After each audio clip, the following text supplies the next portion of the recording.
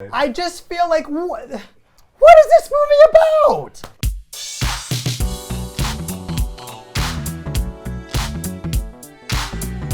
It's a complicated movie. Everyone at this couch setting has talked about it and thought about it a lot. Part of the reason it's so controversial is because it's a bit polarizing about what it means to be an American, especially a white American, and how it relates to the rest of the people that live in America. And it has made a lot of people think this might be Crash 2.0. What does that mean? In 2005, Crash, Paul Haggis's story of race and power and police forces meeting in the center of Los Angeles won Best Picture. It is widely regarded by many experts as the worst movie to ever win Best Picture. We can disagree about that if we like. But need we? Yeah. Need we? I've seen The Greatest Show on Earth, my friend, and let me tell you, Crash is no greatest show on earth. So with that in mind, historically speaking, if Three Billboards wins Best Picture, do we have a Crash 2.0 on our hands? Yes. Yeah. Yes. Why would that be the case? Well, for all the reasons you so eloquently explained in your setup, mostly having to do with this idea of a movie's thinking it's seeing something about this country that it's not seeing. And to be fair, this is actually worse than Crash in some ways, because at least Paul Haggis had a point of view that, as wrong and as like appallingly short-sighted as it was, I could identify where that movie is coming from. Mm-hmm. Do you know what I mean? I know exactly who that guy thinks he is. The Hollywood Hills? Yeah, and he just put his arm around Daniel Kaluuya and said, you know, how long has this been going on? This thing. Yeah. That is Crash to me. Yes. Three Billboards is a much harder movie, at least for me, to put my finger on what exasperates me so much about it. Because it really thinks it's onto something. Right.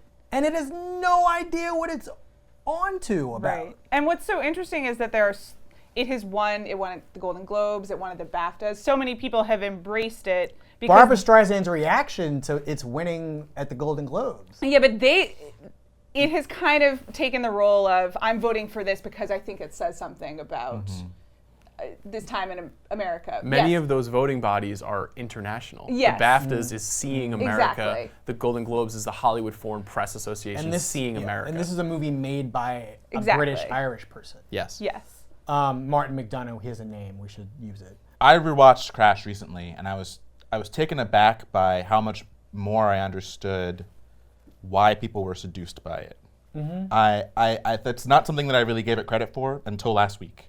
But Three Billboards, I've had so many conversations, so many arguments, and I don't think I'm seeing what other my friends aren't seeing. Like, I don't think I understand how in that movie you can just take the shots, for example, of black people in the background peering on as a white person's misbehaving, and sort of that's their entire character, that's their entire inner life, and not immediately think, oh, this is bullshit. Like, I don't. Crash is different for me because I watched it and I was like, you know what? I see why people thought this was deep. I don't think it's deep. Right. I think the music's bad. I think the acting is weird, but not always bad actually. Yeah, but there's no moment in Three Billboards that has this. You're my best friend. You're my best friend. And that woman is like, I have no idea who this is. Right.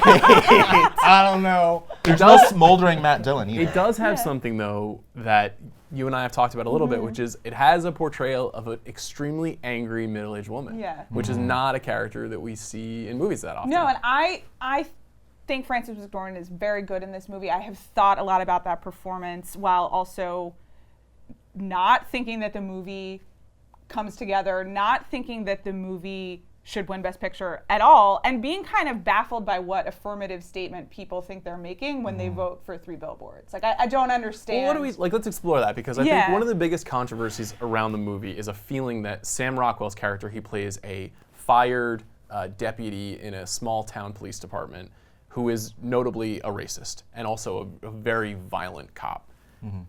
There's an expectation that that character at the end of the movie is redeemed. And that seems to be something that a lot of people responded to, the concept of this racist was redeemed by the narrative arc of this story, and thus this movie is invalid. And so I want to hear from you guys if that matters, if it matters if we feel that, and if then the movie is somehow less worthy. Well, that's basically Matt Dillon's character in Crash. Right. I don't have a problem with redemption. We're talking Right. about American movies. That's all we do. Right. I don't have a problem. I mean, true, this movie is once again made by a British-Irish person Right. that thinks it's American, but whatever. That doesn't bother me at all. I mean, in the scheme of all that's wrong with this movie, it is one of its problems. But it's not the fact that he's redeemed. It's more the ways by which this movie, how it thinks of redemption as a worthy project for this character to partake in. And at the same time, there's this weird mix of the violent stuff, the racism, the sort of weird small town quirky stuff. Yeah. This is a guy, Martin McDonagh, who is, when he's working on the stage, a lyrical thinker about human interaction in some ways. I mean, he's got race problems on the stage too, but I do think that his attempt to apply his theatrical project to a movie is interesting.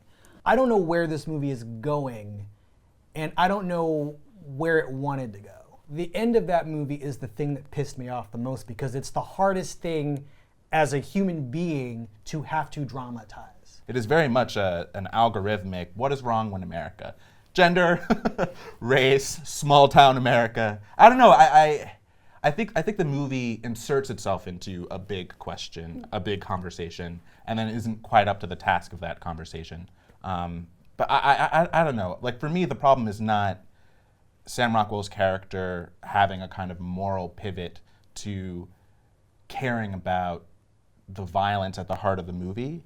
That to me is not implausible. He is a policeman. I do think some part of him cares about justice, but it's more him in the context of the rest of the film, throwing people out of windows with no repercussion. It's just like, I don't understand this world and this world, right? I just don't get it. I have expressed this suspicion before, but it really is like this guy was given a stack of things that happen in America, and he worked with a team of people to be like, Bloods and Crips, let's just put that over here. We're going to take Clarence Thomas out and put him over here. Yeah, right. Police racism, let's try to figure out a way to Bloods and Crips that. We'll put that over here. Got to get the priest in because I know how to do that. What are some things that we can use to signify that Mildred is of the people?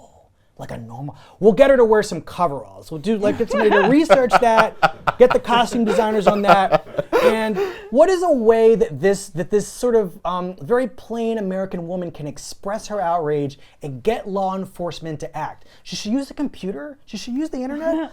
Oh, no, don't do that. She should not have a video that goes viral. She should pay money that she doesn't have to shame the police captain with some billboards that don't even light up, right? I mean, that somebody can burn down, which they do when they don't like them. Right. I just feel like, what is this movie about? Okay, there's an expectation that both Frances McDormand... I'm sorry, I like the idea that if they flashed, you would be fine. I mean... How come? Chief Willoughby.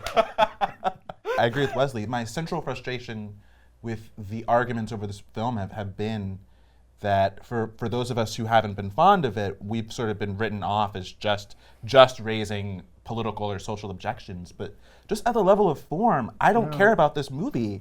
If it were a better movie formally that was still thorny and I were still battling against it, I would still say that there were problems, but I would attribute them to taking on a difficult question and the difficulty of taking on a difficult question and taking it seriously.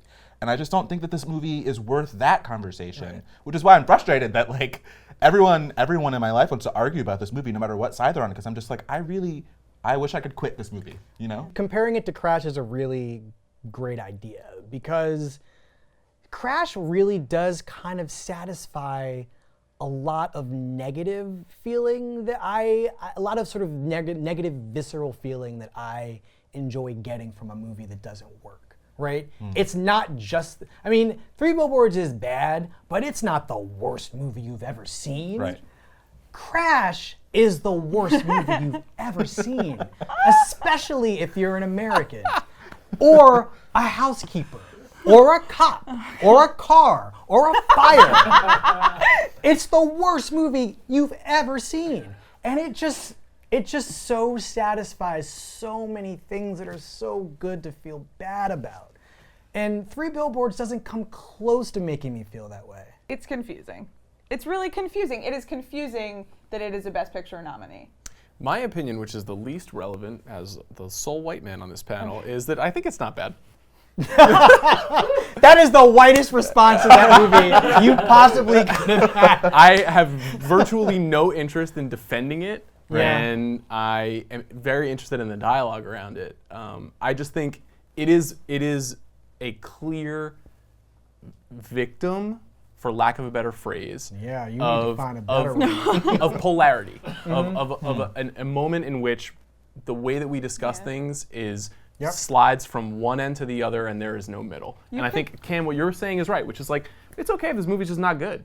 Like, it might just be not good. That doesn't mean it's a flaming tire fire that then catches on Three Billboards and then burns in the night sky. It doesn't have to be that. It can just be like, not that great, or maybe you could be like, I kind of liked it. Yeah, bad masterpieces are hard to come by, and I feel like but this is where we are though, right? Like every year there has to be some movie. Right. And when we've talked about The Shape of Water, I'm really dreading that like there's some energy out there that needs it to be that movie, and I can't allow that to happen.